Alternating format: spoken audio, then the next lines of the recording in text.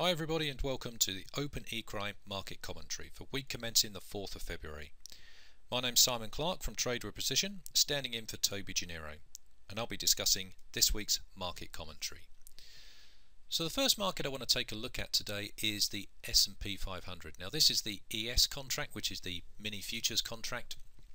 This is the monthly chart, and we can see that we're in a nice strong bullish uptrend, nice strong momentum to the upside. Moving averages all fanning nicely with nice geometry in between them, and we've also got nice convergence here on the indicators too. Now looking at this a bit more closely, you can see that we've got this 1420 level here that price has tested a few times through here. It's found support and resistance here in the past, and now it's eventually broken through with a big strong month here in January to the upside, and it's broken through this 1420, and now we've pushed right up to the next big round number, which is the 1500 level. Now around this area at these highs also happens to cluster with the previous swing highs in this market, so we're fairly close to the all-time highs in the futures market and also very close to the all-time swing highs in the cash market too.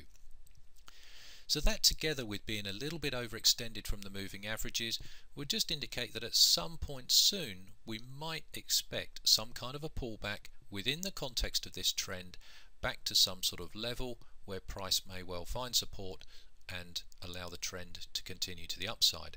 So what I'll do is I start to look at where that level may well be, and looking here on the monthly chart, this 1420 level looks like the most obvious place to me, because this level has been tested a number of times through here in the past, and it also happens to cluster fairly closely with the buy zone there on the monthly chart, the in between the 10 and the 20 period moving average.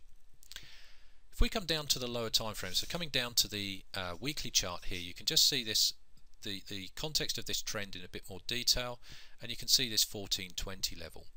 So you can see that if price came back to this 1420 level, it happens to come right into the buy zone there in between the 10 and the 20 period moving average.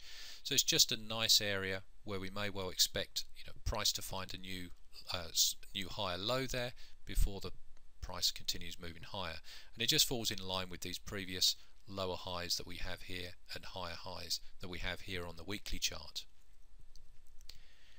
Coming down to the daily chart, you can just see this price action in a bit more detail. It does look really nice to the upside. Nice strong bullish momentum, nice geometry in between the moving averages, and nice convergence on the indicators. Although when you start to look at the very recent price action, the very most recent high, compare that with the indicators here, and you're starting to actually see a little bit of divergence coming in here on these indicators, and that's a lot more evident when you start to look down here at the 480 chart, and you can see that as price is making new highs, our indicators are making lower highs, indicating that we may well be starting to get that pullback that we're considering on these higher time frames.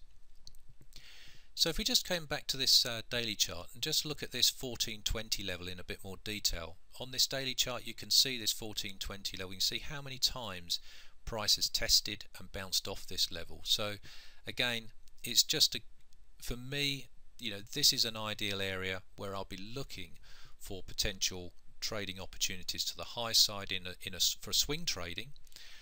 For day trading, let me just be clear, I'm still happy to trade this market to the high side on day trade. So looking at things like a 60-minute and 240-minute charts as price comes back into the buy zone, still looking to take those to the high side until we start to get that divergence creeping through to the lower time frames. But for new swing trades, I'm going to be waiting until we get that pullback and looking for price to pull back into the buy zone on some of these higher time frames. Now the next market I want to take a look at here is the TF, which is the Russell contract. And again, if we take a look here at the monthly chart, again we're in a very nice strong uptrend, and if anything we've got these nice series of higher highs and higher lows, moving averages all fanning nicely, and just taking a look at this, you can see that this 850 level is fairly significant here on the monthly chart. In fact, it's quite significant on quite a lot of the charts as well. But if we just take a look here, we've tested this area a couple of times and eventually broken through, and as we've broken through this 850 level, price has moved straight up in the past month, right up to the next big round number, right up to the 900 level.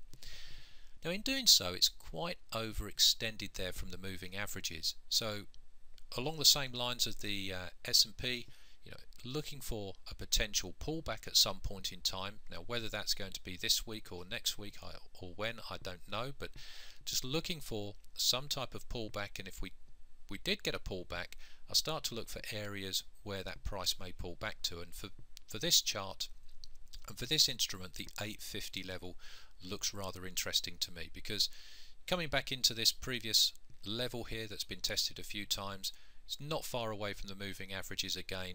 So that looks like a nice area where I might start to look for new swing trading opportunities to the long side. Coming down to the weekly chart, you can just see this 850 level and how it's sort of clustered with these previous highs.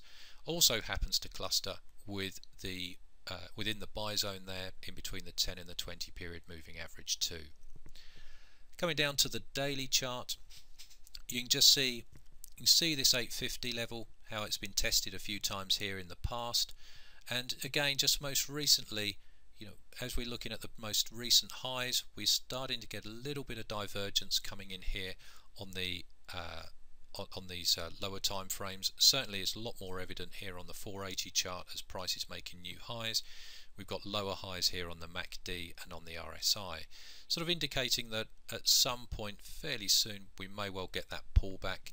And if we do get that pullback, then it'll be back to this sort of 850 level will be where I'll be first of all looking for new swing trading opportunities to the high side. Okay, so the next market I want to take a look at here is euro dollar. Now euro dollar here on the monthly chart, you can see that we've pretty much been trading within a range for some time now, actually for a few years, and we've been trading within this range between the 1.5,000 level to the 1.2,000 level.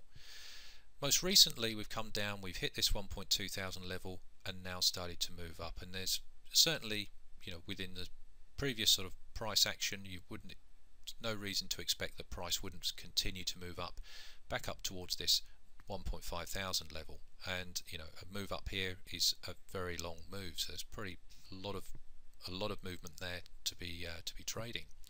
If we come down to the weekly chart, you can see that as we've got this new uptrend that's been initiated here from the 1.2,000 level, we're making a nice series of higher highs and higher lows.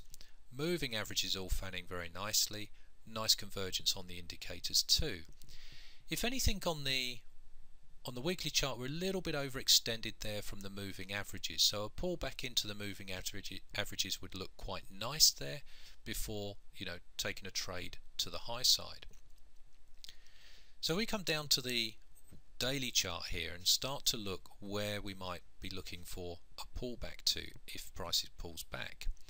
And we can see on this daily chart, we can see that we've got a nice strong upward trend here, nice series of higher highs and higher lows, moving averages all fanning very nicely in the right order, and you can see that I've marked in this level, this 1.3400 level, and you can see that as price has tested this a number of times, it's eventually broken out, and then as it's broken out it's then come back and retested this 1.3400 level. So previous level here of resistance, when it's retested it's been found support, also happens to cluster very nicely within the moving averages as well, so right in the buy zone there too. And we can start to see that we're getting a bit of a pullback there already, and if we come down here to the 480 chart, you can just see this level a bit more detail. You can see how many times price has tested it, and you can see that in a bit more detail there. So for euro dollar, what I'm looking for is I'm looking for price to pull back to this 1.3400 level, looking for trading opportunities as price comes back into the buy zone here, looking for a nice small bullish candle to trade that to the long side. Okay, so that concludes the market commentary and market outlook and trading opportunities for this week. I'd like to thank you for watching the Open Equine market commentary and look forward to speaking to you next week in the market update.